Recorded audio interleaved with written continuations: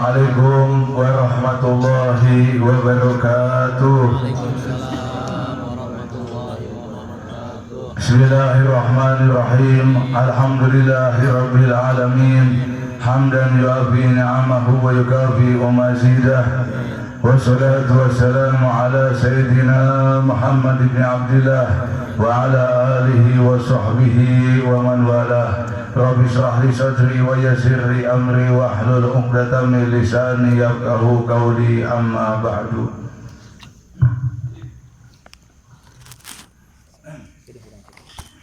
Para jamaah yang dimuliakan oleh Allah, wabil khusus para kiai, para ustadz pimpinan cabang Rotib Al-Atos,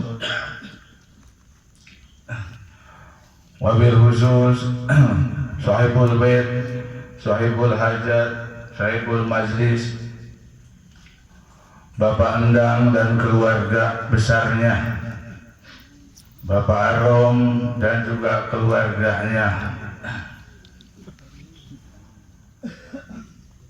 juga masyarakat setempat yang ikut serta membantu daripada terlaksananya acara ini. Mudah-mudahan apa yang sudah kita kerjakan itu menjadi simpanan kita di dunia dan di akhirat, dan dibalas oleh Allah dengan sebalas-balas, dengan sebaik-baik balasan. Amin ya rabbal alamin. Para jamaah yang dimuliakan oleh Allah, alhamdulillah, puji syukur kehadirat Allah Subhanahu wa taala atas segala nikmat-nikmatnya yang begitu besar, yang begitu banyak, yang seringkali kita lupa dengan nikmat-nikmat tersebut. Dan kadang atau sering dan tidak mungkin kita dapat untuk menghitung nikmat-nikmat tersebut. Di antaranya nikmat dikaruniakan oleh Allah anak, dan nikmat diberi oleh Allah harta. Salawat serta salam kita hadiahkan kepada junjungan kita Nabi besar Muhammad sallallahu alaihi wasallam, kepada keluarganya, para sahabatnya, dan kepada umatnya sampai hari kiamat. Nabi alaihi salatu wassalam bersabda, "Aula nasi fi yaumil qiyamah aktsaruhum salatan alayya." Nabi alaihi salatu wassalam bersabda, manusia yang paling dekat kepadaku atau orang yang paling berhak mendapatkan syafaatku nanti pada hari kiamat, aktsaruhum salatan alayya, mereka yang banyak membaca salawat kepada Nabi. Mudah-mudahan Allah mudahkan kita, Allah istiqomahkan kita untuk membaca salawat kepada Nabi. Para jamaah yang dimuliakan oleh Allah, di dalam Al-Quran Allah berfirman, "Al-mal wal banun zinatul hayati dunya." Kata Allah, harta dan anak-anak itu adalah perhiasan dunia.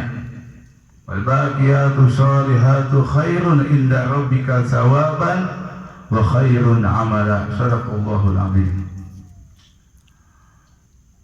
Dan amal-amal soleh yang kekal itu lebih baik pahalanya di sisi Allah dan lebih baik untuk dijadikan harapan. Jadi pada malam ini acara walimatul khitan, sunatan, kata orang Sunda mah sunatan, langsung bahasa agama mah walimatul khitan. Kamu nggak ngerti khitan teh naon sih, khitan teh sunatan. Walimatul khitan anak daripada almarhum Bapak Khalil. Namanya Bapak Khalil itu adalah sahabat kita, teman kita, jamaah tulen, jamaah Rotib. Dan beliau juga yang pertama atau yang mimpin di sini. Nah sekarang dilanjutin sama kakak iparnya Endang, Bapak Endang.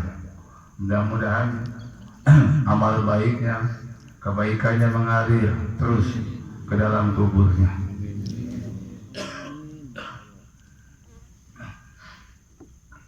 Nah, mudah-mudahan dari anaknya Abdul Ghani yang baru aja di Hitan dan juga anak-anak kita semua, mudah-mudahan Allah jadikan anak-anak yang soleh dan solehah, yang taat kepada Allah, taat kepada Rasul, dan bakti kepada kedua orang tuanya, bermanfaat bagi agama, bangsa dan negara. Amin ya rabbal alamin.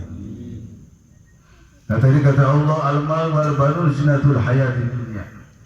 Jadi harta dan anak-anak itu adalah perhiasan dunia,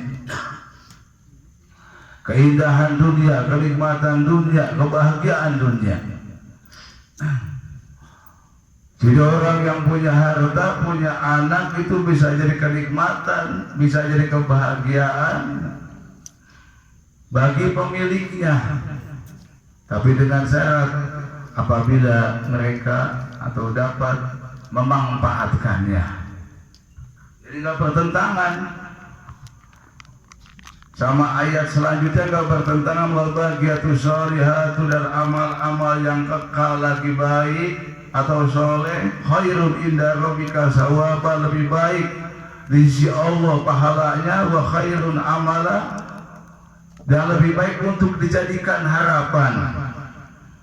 Artinya walaupun kita banyak anak, walaupun kita banyak harta, tapi ketahuilah amal baik, amal soleh itu lebih baik bagi kita, dan itu yang bisa diharapkan nanti di akhirat. Artinya harta yang kita kumpulkan, anak yang kita perbanyak, itu gak bakal ada manfaatnya nanti di akhirat, bahkan di dunia, kalau kita tidak bisa tadi untuk menjaganya, untuk memanfaatkannya. Tapi harta juga dan anak, kalau kita bisa tadi memanfaatkannya, itu akan jadi perhiasan, jadi keindahan bagi pemiliknya, bukan cuma di dunia tapi sampai ke akhirat. Makanya ada orang yang tadinya hina, begitu dapat harta, begitu punya anak, akhirnya jadi mulia.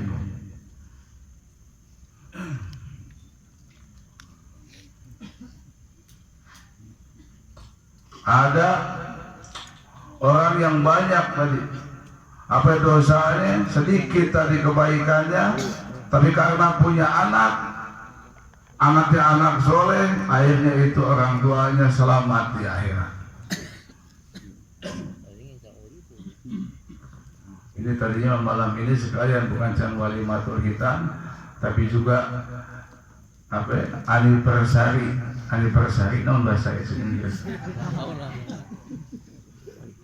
Jadi bukan cuma walimatul hitam, tapi ulang tahun pernikahan. Saya baru 6 bulan, khusus yang ulang tahunan 6 bulan sekali.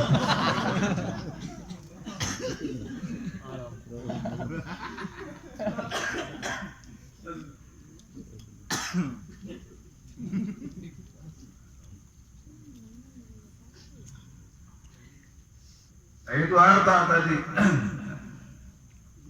Dia hina, dia sedikit ibadahnya, sedikit pahalanya, dia punya harta, jadi mulia, hartanya dipakai benar. Jadi banyak pahalanya, bahkan bisa masuk ke dalam surga gara-gara hartanya dipakai baik. Jadi bisa diperhiasan keindahan. Dan perlu diketahui juga, di samping harta anak-anak jadi keindahan, perhiasan, kebahagiaan, kenikmatan bagi pemiliknya di dunia khususnya dan sampai akhirat. Di samping itu juga harta juga bisa jadi fitnah, bisa jadi musibah, jadi bencana, jadi malapetaka bagi pemiliknya. Harta dan anak-anak itu bisa jadi malapetaka, musibah, bencana, fitnah bagi pemiliknya. Apa kata Allah dalam Al-Quran? Innama amwalukum wa auladukum fitnah. Ketahuilah, sesungguhnya harta kalian, anak kalian akan jadi fitnah bagi kalian. musibah, bencana, malapetaka bagi kalian, ujian bagi kalian. Kalau tidak bisa kita memanfaatkan, yang tidak bisa mengisinya, tidak bisa tadi ngehandle-nya, maka itu akan jadi malapetaka, musibah, bencana di dunia sampai di akhirat. Jangan kaget orang lagi ketawa, lagi senang, lagi bahagia, gara-gara harta langsung hilang kebahagiaannya, langsung manyun. Berapa banyak orang yang taat ahli ibadah, gara-gara hartanya jadi berhenti ibadah. Mau itu gara-gara butuh dunia, mau itu gara-gara punya utang. Sampai aja mau ngadain pengajian itu ngedadak asma bengek. Gara-gara non, gara-gara harta, bukan gara-gara pengajian. Begitu mau ngadain pengajian langsung bengek. Siasain duit, mikiran duit buat pengajian akhirnya bengek. Ya serius amal. Ya itu pengaruh harta jadi fitnah. Kalau nggak bisa tadi ngehandle lah, nggak bisa ngehandle-nya kita tadi perlu harta, wah bisa jadi bahaya, malah petaka. Bisa jadi hina di dunia, hina di akhirat. Begitu pun sama anak tadi. Banyak dari gara-gara anaknya yang tadinya rajin dekat ke Allah, yang rajin ibadah ke Allah. Gara-gara anak jadi jauh dengan Allah. Yang tadinya rajin zikir, rajin sedekah, gara-gara anak jadi lupa zikir, lupa sedekah, macam-macam banyak. Makanya tadi awas, di samping perhiasan, tapi di balik itu juga fitnah harta dan anak-anak kalian. Terus bagaimana caranya? Ya supaya tadi anak ini wabil khusus, ya anak ini supaya menjadi anak-anak yang soleh dan solehah. Bagaimana kita jadi orang tua? Apa sikap kita jadi orang tua? Supaya anak-anak kita menjadi anak yang soleh dan solehah, yang mana nanti anak itu akan menjadi perhiasan bagi orang tuanya, keindahan bagi orang tuanya. Makanya anak tuh ada yang ngasih coret hitam buat orang tuanya, ada yang ngasih coret putih buat orang tuanya, ada yang ngasih wangi sama orang tuanya, ada juga yang ngasih tai sama orang tuanya. Begitu pun dengan harta, sama orang waktu belum punya harta, dia disenangi, dicintai sama masyarakat, sama sahabat-sahabat tetangganya senang. Begitu udah punya harta, akhirnya dia dibenci, dijauhin. Kenapa? Karena terfitnah dengan harta, dia jadi sombong. Istri yang tadinya taat sama suami dikasih pas-pasan, begitu udah dikasih lebih langsung ngebantah ke suami. Nah, macam-macamnya fitnah dunia.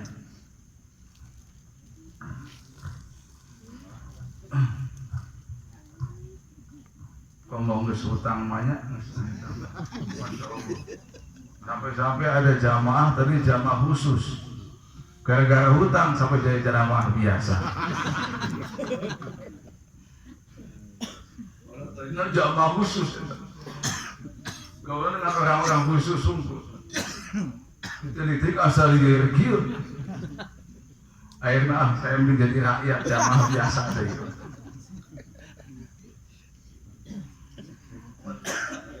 Nah, gua hartanya. Allah, waktu belum punya mobil, jalanan tumpul. Kemana-mana panggil di jalan yang sawe, ditanya senyum. Begitu nggak suka mobil, mulai jalan belum.